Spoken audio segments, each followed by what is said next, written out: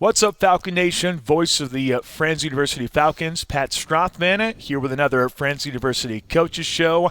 We've heard from football coaches. We've heard from the men's basketball coach not too long ago in Austin Macbeth. And now we talk some wrestling with the head wrestling coach at Friends University, Aaron Meister. Coach, glad to have you here on the show. Really looking forward to this weekend with the Falcon Invite taking place on Saturday inside Hartman Arena. Glad to have you here on the show. How are things going so far? It's always a work in progress, but we're really excited about the growth and the great strides that we've been making in a short time. Yeah, and short time is right because this is year number 2 for wrestling at Friends University, and when you have a startup program, there are so many different things that you got to worry about compared to other things. Like you want to worry about what's happening on the mat. You want to worry about that, no doubt. You want to get better at that, but there's so many things behind the scenes. You got to go out there and let people know, first and foremost, that there is wrestling at Friends University. That's probably step number 1, and then it just kind of goes from there. But on Saturday, you have this monster invite. You and I were talking a little bit about it, and it's a large one. There are a lot of wrestlers that are going to be inside Hartman Arena on Saturday starting at 8:30. So how did this invite come about? Was this kind of your brainchild? Did you think, hey, I want to bring as much talent to Wichita as possible? Yeah, absolutely. When I do something, I want to do it to the best of my ability, and I want to do it big. Sounds like Colton. Yeah, try, So a good upbringing, hard work, and for sure. So, but that was kind of the appeal and the vision when I was looking at Friends University in Wichita. If I wanted to, kind of rewrite my history or make some new history, create a new legacy, and I felt like I just was ready for a new challenge, and it's definitely that. I'm working harder than I've ever worked, because you think you work hard and then you get somewhere new and you find out, hey, this is different. It's more, and I enjoy that, and I need a challenge in my life to bring the best out in me. And talking with Rob, our athletic director here, about what some of the things are that I wanted to do with a program. And one of the things that I felt strongly about was that we could bring a premier event to Wichita, and that's what we did. And hard work and a little bit of luck. The harder you work, the luckier you get sometimes. And we started checking out how we could make that happen. It's like you had to have the date, and so we kind of got lucky that the date was not taken up by another school that could provide the venue, that could provide the hotel, an airport, something centrally located. So all those pieces really fit together. And then we went out to Hartman to look at it and talk with Ben Bolander, and just asked him how we could make this happen, and got some help. Continued. I kept working hard, and we kept getting lucky and kept getting lucky. And you gotta attempt those things to get lucky. So sometimes we attempt things and we fail, but we're gonna fail forward in those situations. But the Falcon Invite did not fail forward. It definitely was a success, and I really didn't set out to have the largest co-ed collegiate tournament in the nation. It just became its own monster in that way. And in that first year, I might even be able to say in our first year it was the largest co-ed collegiate tournament in the nation. I'm not aware of any other tournament that had as many entries for men and women in the same place on the same day and whatnot. So we did it. We pulled it off. Looking back on, it's like, how did we do that? How did we make that happen? And it really just fast forwarded our program about 2 years financially on what where we wanted to go and what we needed to get and to do to make that happen, from equipment and staff and all those other things. And I mean, it gets you national recognition, right? Not that you just have a program, but you're hosting a premier event at a premier venue, and it's not just a premier event at a premier venue, it's the largest one in the country. So I'm definitely proud and excited of it. And we took that last year and we're like, hey, this was a great tournament. Let's turn this into a production. Let's go out and let's build something for the community. And now we have, one of the best events around, and right in the backyard of Wichita for our people, for the community. And we've gotten great support, from sponsors, just hooking up with a lot of them to help us take this to a different level. How many individuals are going to be there on Saturday? Is that a loaded question to ask? I'm sure you probably don't know the exact number of wrestlers. Maybe you do. Well, with this type of event, teams-wise at least. Yeah. I mean, you know that part. With this type of event, you do have to kind of control your numbers. Otherwise, it could spiral out of control, and you could be there for more than a day. Right. And so, I mean, at the point we're at now, we're at capacity. We were at capacity last year with 8 mats. We've added 2 mats. And so last year we were right around 500. We're right around 700 this year. My goodness gracious. Yeah, about 700, about 40 teams from across the country. All levels? Primarily NAI, okay. but, there is some junior colleges teams and some D2 teams and whatnot. So 40 teams in about, I would say, 10 different states. My goodness gracious. Yeah. That's a lot of action going on. 10 mats in action on Saturday. You're getting this all done in one day? Yeah. I mean, that's incredible. We'll blow that first whistle at 8:30, and we're estimating, this tournament will give or take 11 hours, give or take an hour. Straight through, start to finish. Oh, my goodness gracious. That sounds like a loaded day. And, of course, there's other stuff going on at Friends University, too. So it is the season for crossover. But holy smokes, what a way to kick off the season. And what a way to kick off year number 2. What was year number 1 like for you, Coach? Dealing with a brand-new program. I think what a lot of people lose focus on is the fact that when you do have a startup program, you're starting a sport for the first time at a university, usually that first year – like you take like a year to really kind of get things going first. You go out, recruit, and all that stuff. And then year number 1, then you finally like get a chance to get on the mat and get a chance to do some stuff. So what was year number 1 like for you? And I guess how is it compared to going into year number 2? Yeah. When you look back on it, I talked about that challenge, piece, and it was challenging. And there was some parts of like, self-searching of, hey, am I going to be able to do this? I have the history of previously starting a brand new program from scratch. And so I had an idea of what it took, and there are some differences. That happened 12 years ago, and whatnot. And kind of what had changed in that time is how many other schools that there were with wrestling. That program was the only program, in the state of Texas at the time, so I didn't really have to recruit against a lot of people. So that helped. That helped us build real quick. But it was in a small location, so ultimately we got to build quick, but the scope of what we could do wasn't as large as this. And I learned how to run tournaments, and that's kind of how I was like, well, this is how we're going to fast forward the program is get that going.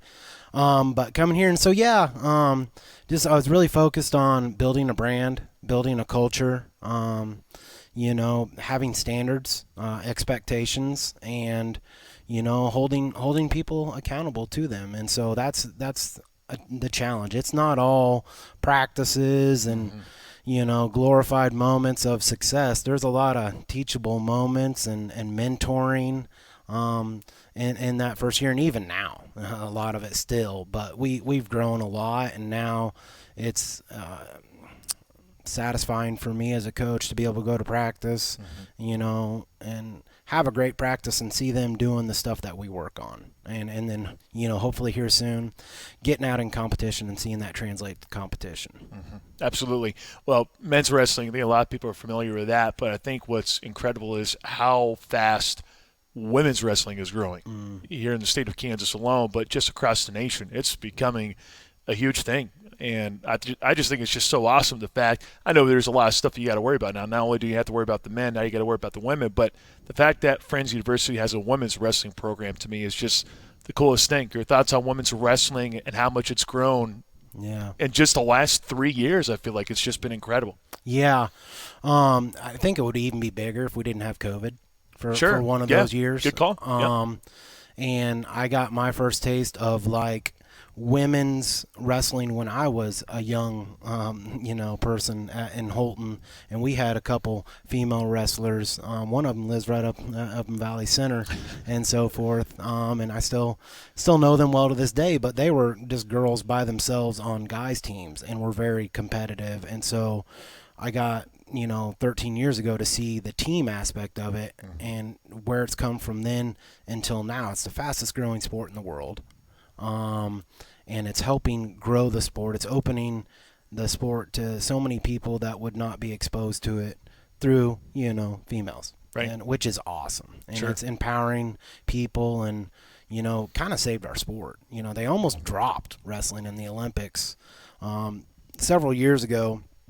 And one of the things that we did in the wrestling world was we banded together, because it was literally like our sport versus some other sports, and who's going to get cut. And it's like, who has the best business plan to save their sport and make it financially equitable Right. to have and relevant. And we did that, and because we've accepted women and in our sport, we have really, really just prospered. Yeah, and taking a look at your roster, I want to talk about your actual squad now. Looking at the numbers that you have on the women's side and the men's side, very impressive on both sides. But on the women's side in particular, I was looking at the amount of gals. I'm like, that's impressive for a program that's in year number 2 here at Friends University. Yeah, and that's kind of how I've made my name. I've had, individual and team success, by history. The girls' teams that I've coached have achieved at a higher level. I love wrestling in general. The girls wrestle beyond high school and the style of freestyle, which is what you see in the Olympics. And that style is a little faster paced, a little more fan friendly, because you see the scoring happening and whatnot. Well, how many people actually know the scoring of wrestling? That's the real thing, right? I still don't know it. It's like soccer, right? It's like, is that really an offsides? What's an offsides? I can't tell what's an offsides. I know wrestling for me, it's still foreign. I feel like just trying to figure out what's what, and I think that part makes it exciting though. For real, you go out there and you don't know what's going on, but like you kind of see it and actually kind of really get a breakdown of it. You go, holy smokes, this is really neat. Yeah, and we want to make it.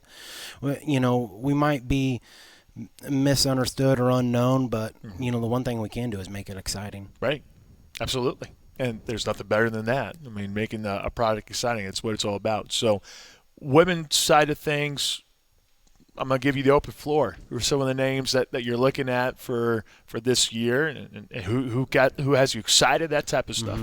Yeah, we had a great recruiting class and really filled out our roster and got some depth and some quality with that depth. One of the appeals about Friends University in Wichita is that it is a large area, and there's a lot of high schools around here that have women's programs. Just last year, Bishop Carroll and Cape and Mount Carmel added teams and had rosters of like 20. Yeah. In their very first year. I know, like in Topeka, like Washington Rural has an insane amount they're a dominant of girl program. wrestlers. Yeah, absolutely. Maybe in the 40s and 50s. Even. Yeah, I mean, I would not be surprised. It's a high amount.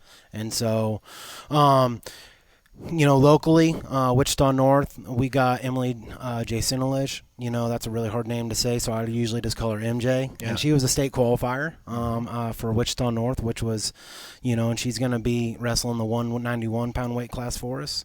We got Christina Page from California. She is a good wrestler coming along, so I'm excited to see how she'll end up doing. We got a really good recruit out of Utah, Bailey Nelson. She was a state runner-up, and she's a tank, man. So and in the most polite way that I can say that, I've had a feeling that's a compliment. In this sport, so of course. She's a force, and she's really starting to shine through, and we're really connecting, which is awesome. And got a big transfer that I got through years of a relationship from Gianna Moreno. She was a state champion in Texas, and then her freshman year, she was actually in the blood round, one match away from placing as a freshman, which pretty impressive. Yeah. And so she moved down early and committed, not just committed to school, but committed to moving here and training in the summer and getting to spend some real one-on-one time with me and our staff and our team, which has, paying dividends right now. And then I would say Alondra Guzman from Garden City. She's a state medalist. Miley Siegla, who wrestles nationally at some tournaments, Fargo, which is like one of the largest women's tournaments in the world. And she's a state medalist out of Arizona. We got a real diverse roster, from a lot of different states, which is cool. Mm-hmm. Then we got Liza Easley, who's comes to us via Illinois and Arkansas. I don't want to forget anybody because they'll get mad at me here, and whatnot. I'm putting you on the spot, so you can put the blame on me. Just tell them to email me. I'm the one that put you on the spot. Yeah. Dayton Bolin from Oklahoma, Maria Correa from Oklahoma. Those are some of our lighter weights that I'm getting into now. Uh-huh. Carissa Corrado from Valley Center, who was a state medalist, and that pretty much rounds it up. But most likely I'm forgetting one, and they'll let me hear about it if they find out about it. Well, you did a good job. You did a good job there, though. I got to say, of all the stuff that you named off there, I was just keep going, Coach. Man, you're nailing it. Just keep it rolling. Going over to the men's side.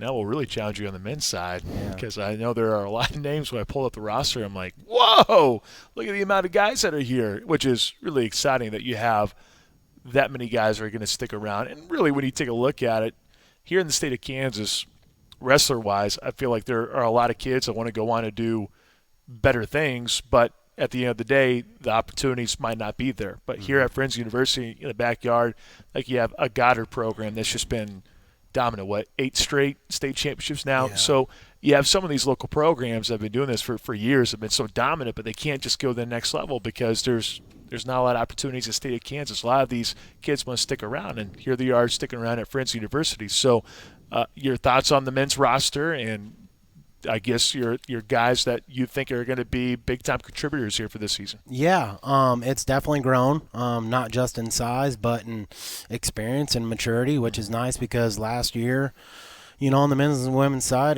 we probably only had like 3 or 4 upperclassmen, and that was all on the guys' side with a couple junior college transfers and whatnot. But we'll start at the top and work our way down. Gabe Bowers is a heavyweight for us, and he's a state runner-up.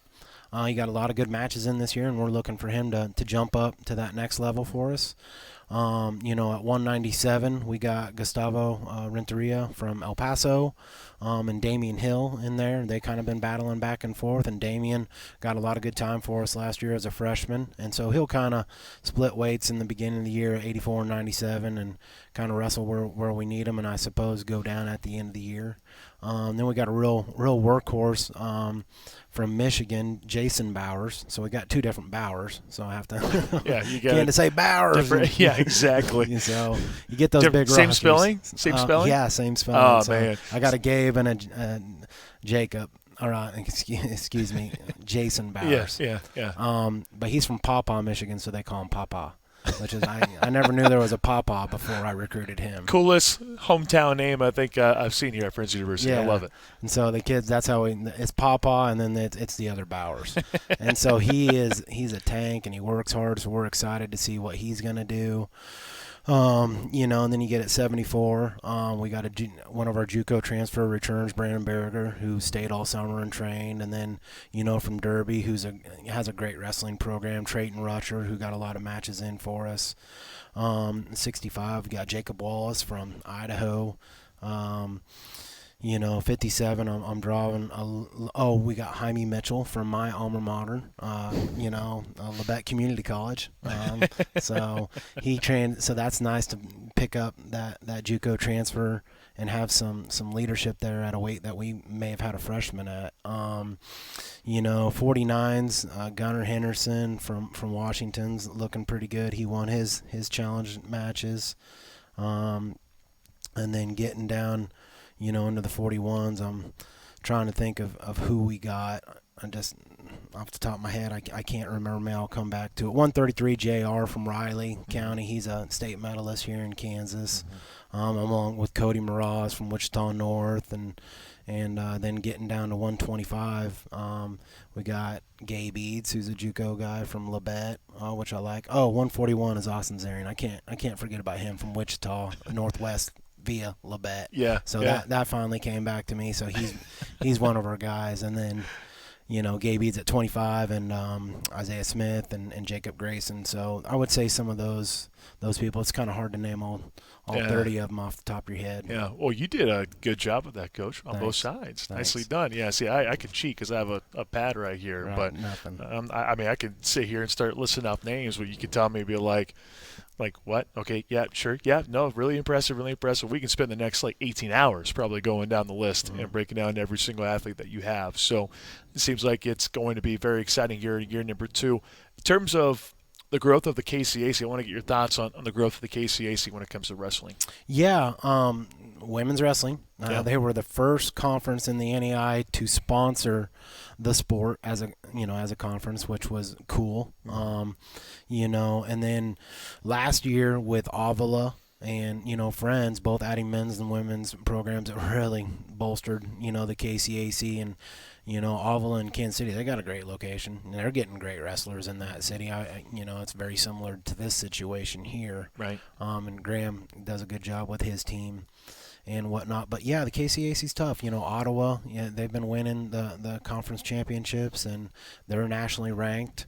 And Chuck Connie of St. Mary's, he's a former Division I coach from Oregon before they dropped that program, and he came and started St. Mary's, and he's had national finalists, All-Americans, and he's a formidable foe in the KCAC. And so it's a pretty cool conference. You got some teams in Nebraska, you got some in Missouri and Kansas and Oklahoma, and so we hope that we can kind of keep it growing. Yeah. No, I agree. I think the growth of the sport is just the biggest thing, and to see the conference get stronger as a whole, it's always fun to see kind of where it starts and where it finishes.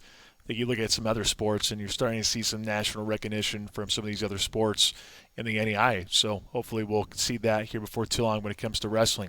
All right, Coach. Well, thank you so much for your time. Greatly appreciate it. You have yourself a wonderful day on Saturday. Starts at 8:30. If anyone wants to come on out, just come on out. Just go to Hartman Arena and enjoy wrestling, I guess. For sure. Hey, be first. Be first. All right, there you go. All right, Coach. Thank you so much. All right, that is Coach Aaron Meister, wrestling coach here at Friends University. Big invitation this weekend at Hartman Arena. It's the Falcon Invite. 750-some wrestlers are going to be there, which is insane. But let me tell you, it's going to be a big-time day, 12 hours of wrestling, 10 mats. It's going to be exciting. So come on out and watch some Friends University wrestling and check out some of the other wrestlers as well. Well, that does it for us here on the latest edition of the Friends University Coaches Show.